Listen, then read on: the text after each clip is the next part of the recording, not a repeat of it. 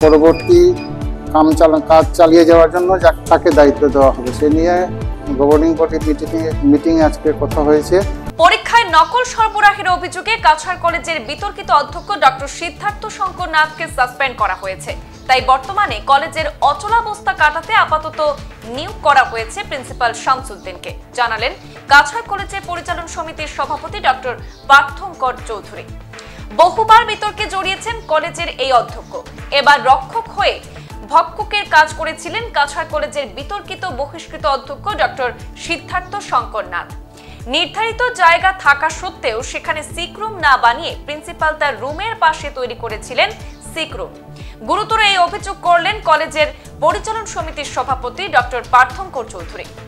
শুধু তাই নয়, তিনি তার আত্মীয় দুই পরীক্ষার্থীকে নকল পর্যন্ত সরবরাহ করেছেন। এই ঘটনার তীব্র সমালোচনা করেন পরিচালন সমিতির সভাপতি ডক্টর পার্থঙ্কর চৌধুরী। তিনি আরো বলেন, পুনর্বার এই কলেজে নিয়োগ পেলে তিনি সাসপেনশনের হ্যাট্রিক করবেন। তাই পরিচালন সমিতি চায় না এই কলেজে ডক্টর সিদ্ধার্থ শঙ্কর নাথ পুনরায় ফিরে আসুন। কলেজের অচলাবস্থা কাটাতে আপাতত নিয়োগ করা হয়েছে শামসুদ্দিনকে। সভা মানে এরকম পরিস্থিতিতে যেটা হয় যে কলেজের উপর যেটা দায়িত্ব বর্তায় যে পরবর্তী কাজ চালিয়ে যাওয়ার জন্য তাকে দায়িত্ব দেওয়া হবে সে নিয়ে গভর্নিং বডি মিটিং আজকে কথা হয়েছে।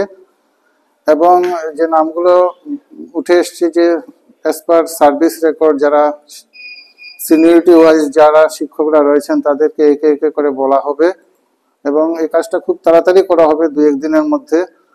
তো 1 নম্বর না হলে 2 নম্বর, 2 নম্বর না হলে 3 নম্বর, এভাবে যিনি রাজি হন উনার নামটা that is director of higher এডুকেশনে পাঠানো হবে এবং সেখান থেকে অ্যাপ্রুভেল আসলে পরেই জিনিসটা নর্মাল হয়ে যাবে।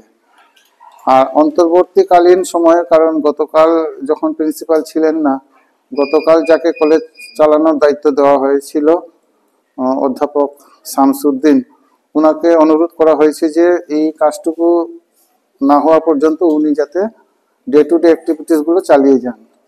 বিষয়টা যেহেতু জেলা বা রাজ্য সরকারের বিবেচনাধীন, এই মুহূর্তে এই নিয়ে আমি কিছু মন্তব্য করতে চাই না। তদন্তক্রমে যেটা প্রকৃত সত্য সেটা তো ডেফিনেটলি বেরিয়ে আসবে এবং যদি নির্দোষ হয় তাহলে তো ঠিকই আছে, যদি দোষী হন তাহলে যথাসাধ্য মানে নিয়ম মাফিক যেটা শাস্তি হওয়ার সেটা তো করবেই। সংবাদ এই পর্যন্তই, ফিরছি পরবর্তী অন্যান্য আপডেট নিয়ে। ধন্যবাদ।